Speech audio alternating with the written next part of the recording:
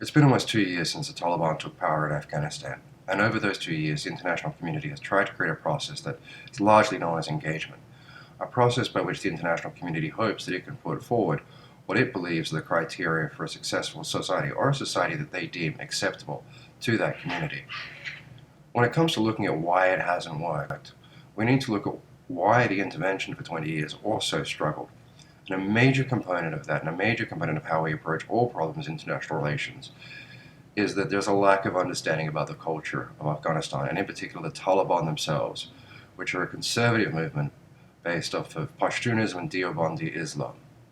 Without understanding that, and their perspective on the rule of law and what it means to them and their take on law, we simply won't be able to achieve anything.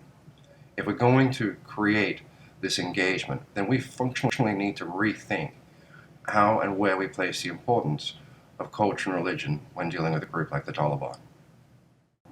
When we entered into the negotiations or discussions of the release of the two British detainees, we knew that we wanted to do it differently, that we needed to be mindful of the culture, and we needed to present the information and the evidence in a way that demonstrates the situation was a misunderstanding, and in many respects taking that in a non-hostile and somewhat respectful manner, to be reflective of how the Taliban make decisions. This process is different to anything that's been done before, and we know that it's being observed closely by the diplomatic and international community, because we've put culture and religion to the fore. And this is very, very important when dealing with the Taliban. The Taliban have stated repeatedly since they came to power that the only law for them is Sharia law. And it's not Sharia law that might be understood in other countries, in the Gulf regions or Indonesia or other places. It's the Sharia law that they have based on their Pashtun culture and Deobandi influences. Without understanding those, then it's really impossible to negotiate anything with them, because we're talking across purposes.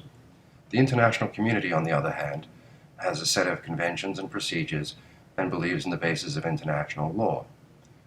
So unless we find a way where the international community can bring culture and religion, something that's not really available to them in normal practice, and have deep knowledge of the religious basis of law, then we can start to have productive conversations. But this means changing the paradigm that we currently engage with, and it may be very, very important going forwards in what is looking to be more and more of a multipolar world. Our concern is that if we see continued failure to create dialogue, and especially with a very important event coming up on May 1st and 2nd with the United Nations in Doha, where all the special representatives to Afghanistan of each country will be present, and what we understand is most likely to be an effort to create a single unified front to present to the Taliban. If we don't recognize the importance of culture and religion, then we'll just fail again. And if we have continued failure, with the West unable to get concessions on what it sees as key issues, we may actually see a process of disengagement. And the risk of disengagement becomes considerably higher as we move into the election cycle in the United States.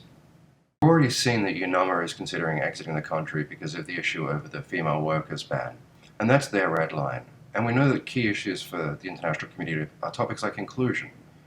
But unless we put inclusion into some sort of meaningful frame, and a frame that can be understood within the Taliban's power structures, then we're really setting ourselves up for failure. What does inclusion mean in that context? How would it work? Where does it fit? The Taliban operates with a supreme leader and a very, very clear set of structures. Trying to force them to adapt to something won't work. So we need to be very, very clear about what it is that we intend when we make these kinds of statements. The IAA fought a 20-year war against intervention, and certainly a large part of that is against Western influence. So the probability of them, through diplomatic channels or diplomatic pressure, whatever tool that we decide to use, whether that's the notion of recognition, is highly unlikely to work. That they'll allow us to side channel through diplomacy things that they resisted for violently in a very bloody war for a very long time. So we need to come back and say, okay, how is it that we do address these things? How is it that we talk about women in society? And there really is only one way to go back and look at any of these issues, and that is by putting culture and religion at the front.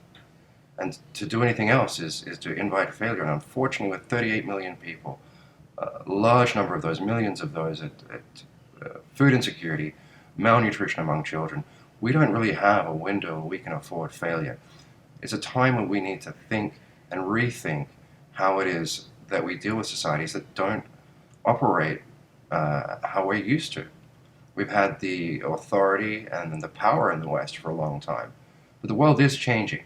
And the Taliban have shown that they can bring the diplomatic community to the table. What we haven't seen is the ability to achieve meaningful results to the satisfaction of both parties.